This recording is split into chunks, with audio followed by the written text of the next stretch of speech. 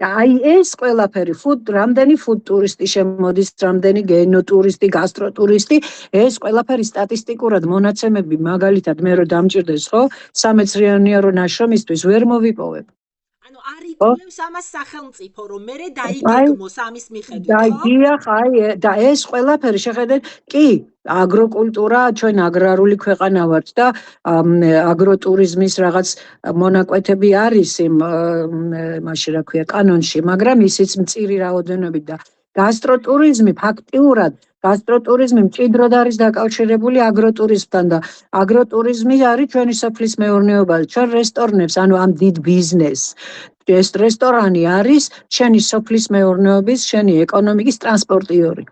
იმიტომ რომ დღევანდელი ადამიანი, მოდი ტურისტს არ ვიტყვი, ყველგან დადის და პირის გემო აქვს ფანტასტიკური, ვერაფრით ვერ მოატყვე, თავიდანვე განწირული ხარ, რომ ეცადო. ამიტომაც ძალიან კარგად იცის ყველი როგორია, დაუშვათობი აქაური ყველი არ იცის, მაგრამ კითხულობს და წარმოუდგენია. ხაჭაპურიც, რომელიც თითქოს და ჩვენი გასტრონომიული ძროხაა და ისა დროშაა, გასტრონომიული დროშა არის ხაჭაპური ჩვენი ერთ-ერთი ხინკალთან, ღვინოსთან და ერთად.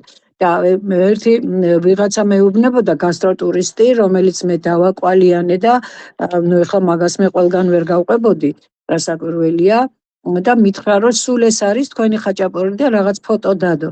და მე ვუთხარი რომ აიღეთ ეს ფოტო და მე გამოვნახავ დროს რომ ჩემთან ერთად გავაკეთოთ მიმერულიც და მეგრული ხაჭაპურიც და მე ვუშვებ ისეთ ოჯახებში ეს რამხელა ოჯახებში ვუშვებ სადაც ზუსტად ვიცი რომ როგორი ყველი ექნებათ დაუშვათ და როგორი ცომი იმიტომ რომ მეგრული ხაჭაპური რძეზე მოზელილ ცომს მოიაზრებს ან შრატზე წყალში მეგრელი წყალში არაფერს არ აკეთებდა იგივე დაუშვათ ალბათ შეიძლება რეგიონალური ჰავა რო იყო ნესტიანი და ჭაობიანი, იქიდან გამომდინარე ყველაფერს ძეში ხარშავდა. ხოზოკვარებსაც, ხორცსაც და ცომსაც რძეში ზილავდა და რძის პროცესი რძეში ხარშავდნენ? კი, აბა თხის ხორცი იყო, დიდი საპატივცემლო და პატარა ქაცარს ეძახიან პატარა თხას და რძეში გიხარშავდა, განსაკუთრებით იქეთ ენგურს იქეთ სამურზაყანო აფხაზეთის ტერიტორიაზე ყველაფერი რძით იყო და სალოცავი კვერები ხოზო არის დიდი. ერთი დიდი კვერი და დანარჩენი პატარა კვერები ოჯახის წევრებისთვის ყოველთვის იხარშებოდა რძეში. ეს უდიდესი რაღაცა არის და საგემოვნო თვისებები რო დავაკვირდეთ, ეს რძეში მოხარშული ხორცი, იცით როგორი გემო აქვს? ჩემთვის ფიქრობდი რა გური გემო აქვს.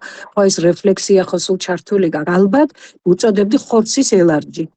იმიტომ რომ იწოვს ამ რძეს და რბილდება და თეთრი ფერის ხდება რაღაც ხორცი მოთეთრო ფერის. საოცარ, აი ესეთი გენიოსი წინაპრები გვყავდა ჩვენ